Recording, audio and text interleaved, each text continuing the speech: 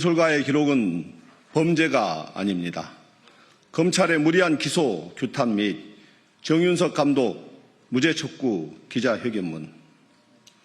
존경하는 국민 여러분, 언론인 여러분, 국회 문화체육관광위원회 더불어민주당 국회의원 조계원입니다. 오늘 저는 검찰의 부당한 기소와 법 집행의 문제를 알리고 한 예술가의 삶을 위협하는 현실을 고발하고 사법부의 정의로운 판결을 촉구하기에 이 자리에 섰습니다. 지난 20년간 우리 사회의 아픈 순간들을 카메라에 담아온 다큐멘터리 감독이 있습니다. 그는 2025년 1월 19일 서부지법 사태라는 역사적 현장을 기록하였고 그의 촬영 자료는 JTBC, 시내21 등 주요 언론을 통해 우리 사회가 서부지법 폭동의 진실을 이해하는 데 크게 기여하였습니다. 12.3 계엄 사태는 민주주의를 훼손한 국가적 비극이었고 이어진 서부지법 사태는 법치주의를 무너뜨린 또 다른 재난이었습니다. 그러나 사건을 기록한 언론사 기자는 보도상을 받았지만 예술가 정윤석 감독은 범죄자로 내몰렸습니다. 그는 예술가 신분을 분명히 밝혔음에도 불구하고 80시간 동안 구금되었고 단 한 번의 소환 조사조차 없이 공동정범이라는 억울한 혐의를 뒤집어쓴 채 재판에 넘겨졌습니다. 정윤석 감독은 이미 블랙리스트에 올라 국가의 부당한 폭력을 경험한 바 있습니다. 이번 사건은 단순한 법 집행이 아닙니다. 이는 검찰권을 남용한 표적 수사이자 보복성 기소이며 국가기관의 예술가를 겨냥한 폭력입니다. 이에 저는 이 자리에서 다음과 같이 강력히 촉구합니다. 첫째, 사법부는 정윤석 감독에게 무죄를 선고해야 합니다. 역사를 기록하는 행위는 결코 범죄가 될 수 없습니다. 검찰의 무리한 주장을 바로잡고 헌법이 보장하는 예술의 자유와 표현의 자유를 지키는 역사적인 판결을 내려주십시오. 예술인 권리보장법에 따라 정윤석 감독에게 무죄를 선고하는 것은 대한민국 사법부의 상식과 정의를 바로 세우는 유일한 길입니다. 둘째, 언론과 국민 여러분께 진실의 편에 서주시기를 간곡히 부탁드립니다. 박찬욱 감독을 비롯한 1만 5천여 명의 예술인과 220여 개 시민단체가 이 사건의 부당함을 외치고 있습니다. 이 목소리에 귀 기울여 주시고 한 예술가의 양심과 표현의 자유가 짓밟히지 않도록 힘을 모아 주십시오. 검찰의 칼날이 예술가의 양심을 겨누고 역사의 기록을 범죄로 둔갑시키려 하고 있습니다. 정윤석 감독이 차가운 법정 대신 우리 사회의 진실을 담는 카메라 앞으로 다시 돌아올 수 있도록 국민 여러분의 지지와 연대를 간절히 호소합니다.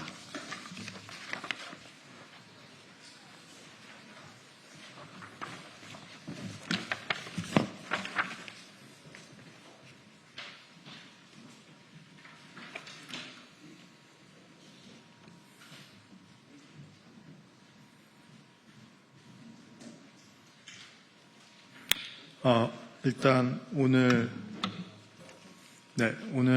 기자회견 낭독에 앞서서 먼저 헌법기관이신 조계원 국회의원님과 같이 기자회견 할 수 있어서 또 여기 국회에서 기자회견 할 수 있어서 큰 영광이라는 말씀 드립니다. 짧게 지금 읽을 글은 제가 법정에서 읽었던 최우준 술문의 일부를 읽겠습니다. 존경하는 재판장님, 저는 처음 법정에 섰던 그날의 침묵을 아직도 기억합니다. 그 법정의 고요하며 아름다웠던 순간으로 기억합니다. 최후 준수를 준비하며 수많은 판례와 판결문을 읽었습니다. 그 속에서 저는 단지 법의 언어가 아닌 재판관 한 분 한 분의 철학과 신념, 그리고 인간에 대한 따뜻한 시선을 느꼈습니다. 지난 수개월 동안 재판부의 깊은 배려와 공정한 기회를 통해 저는 예술가로서 다시 질문하고 사유하며 또 성장할 수 있었습니다. 언제나 법은 절차적 정당성 위에 세워지며 우리가 그 과정을 존중할 때 공동체의 양심이 될 수 있음을 배웠습니다. 대한민국 헌법은 문화국가를 실현하기 위해서 양심과 사상의 자유, 종교의 자유, 언론 출판의 자유, 학문과 예술의 자유 등을 규정하고 있습니다. 이들은 문화국가의 원리에 불가결한 조건이라 할 수 있습니다. 특히 언론의 자유 그리고 예술의 자유는 민주주의의 핵심 가치입니다. 민주주의 사회에서 예술가는 권력을 감시하고 진실을 말하며 기록하는 역사의 파수꾼입니다. 예술가에게 표현은 단순한 자유의 문제가 아닙니다.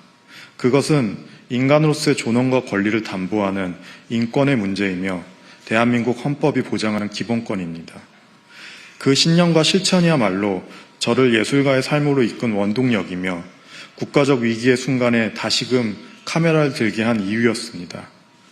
하지만 국가는 예술가의 양심을 블랙리스트로 만들고 또다시 피고인한 이름으로 다시 이 법정에 세웠습니다. 예술인 권리보장법 제3조는 예술인의 지위와 권리에 대해 다음과 같이 규정합니다. 예술 표현의 자유는 다양하고 창조적인 예술 활동의 조건이자 민주주의의 근간으로서 보호돼야 한다. 예술인 권리보장법 제4조는 예술인의 사회적 역할을 다음과 같이 규정합니다. 예술인은 다양한 문화 정체성을 발현하여 우리 사회 전반을 풍요롭게 한다. 예술인 권리보장법 제6조는 다음과 같이 규정합니다. 예술인의 지위와 권리와 관한 이 법이 다른 법률보다 우선 적용된다. 이에 피고인 정윤석 사건번호 2025 고함 60은 예술가의 표현과 사상을 형사처벌하려는 검찰의 시도를 단호히 거부하며 다음과 같이 최후 진술합니다. 예술가는 무죄를 주장하지 않습니다. 검찰이 유죄를 주장할 뿐입니다. 이 사실을 마지막 문장으로 남기며 피고인으로서 소임을 마무리하자 합니다. 깊고 현명한 판단을 간곡히 부탁드립니다. 감사합니다.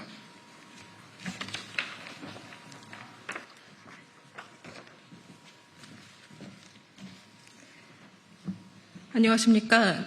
블랙리스트 문제, 예술 표현의 자유 문제, 그리고 예술인의 권리 침해 대응을 하고 있는 블랙리스트 EU에서 활동하고 있는 정윤희 작가입니다. 사법부는 정윤석 감독에게 1년을 구형했습니다.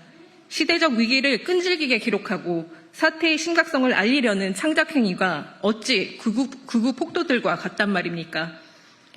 21조 넷, 혐오와 검열에 맞서는 표현의 자유 네트워크 시민단체들과 13,000명이 넘는 시민들은 사법부, 검찰, 행정기구가 서부지법 폭동사건을 기록하던 정윤석 감독의 행위를 헌법, 예술인의 권리보장법 등 법률로 표현의 자유를 보장해야 함을 촉구해왔습니다.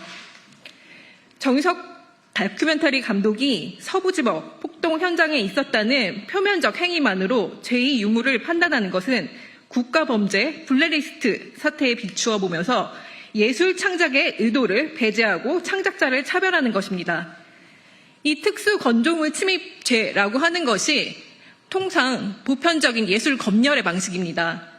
그 이전부터 사회적 문제, 시대적 문제를 목소리 내어오던 예술인들은 이 시대를 기록하고 그 사건을 기록하고 목소리 내고 표현해왔습니다. 이에 특수 건조물 침입이라는 죄를 씌우거나 아니면 집회 시법으로 위법자, 불법자로 만들어버렸습니다. 사실 이 정 감독님이 1년을 구형했다는 소식에 예술계는 다시 한번 좌절했습니다. 왜냐하면 내란 기간 동안에 예술가들은 윤석열 퇴진을 위해서 현장에서 목소리 내고 광장에서 예술 행위를 통해서 퇴진 운동에 힘써왔었습니다. 그리고 새로운 세상을 기대해왔습니다. 그런데 이렇게 정윤석 감독도 그 내란이라는 기간 동안에 기록을 통해서 목소리를 내었던 것이고 또 광장에서 목소리를 내었던 다른 예술인들, 저를 비롯한 시인들, 무용가들, 문학가들, 영화인들 이런 목소리를 내던 예술인들에게 집회 시위 위반이라는 혐의를 또 씌우고 있습니다. 사법부와 행정부는 일례로 이 예술 행위에 대해서 잘 이해를 하지 못하는 것 같습니다. 앞서서 헌법의 표현의 자유, 예술인의 권리, 그리고 법률로서 예술인의 권리 보장법이 있습니다.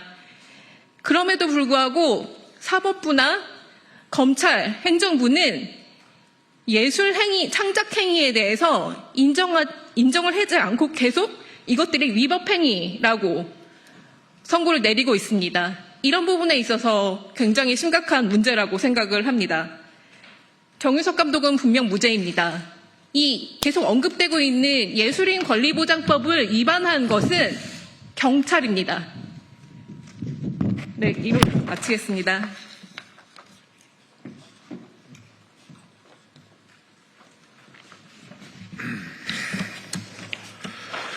네, 정윤석 감독을 한국예술종합학교에서 2년 동안 기록영화를 가르친 김동원입니다.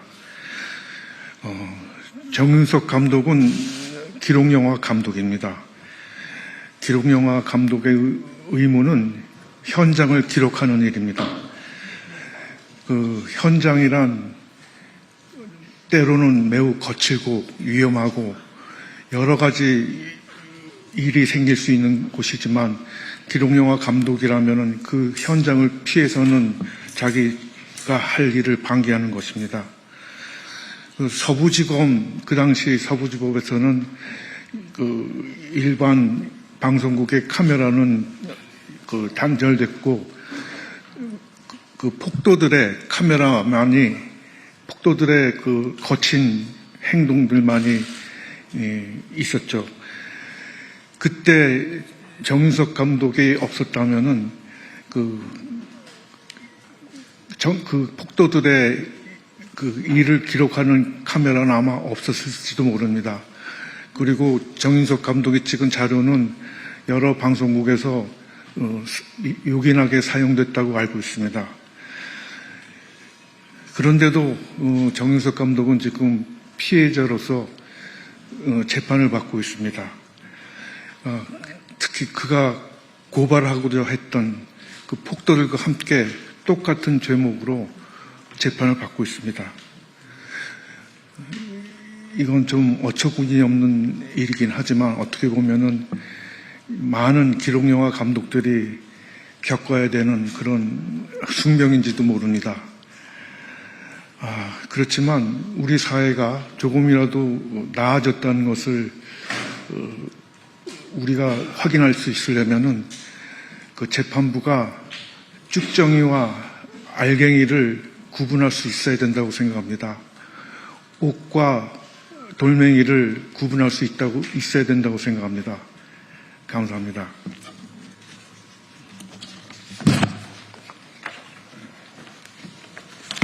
예, 우리 기자 여러분들의 많은 관심과 기사 보도를 좀 부탁드리겠습니다. 이상으로 기자회견을 마치겠습니다. 감사합니다.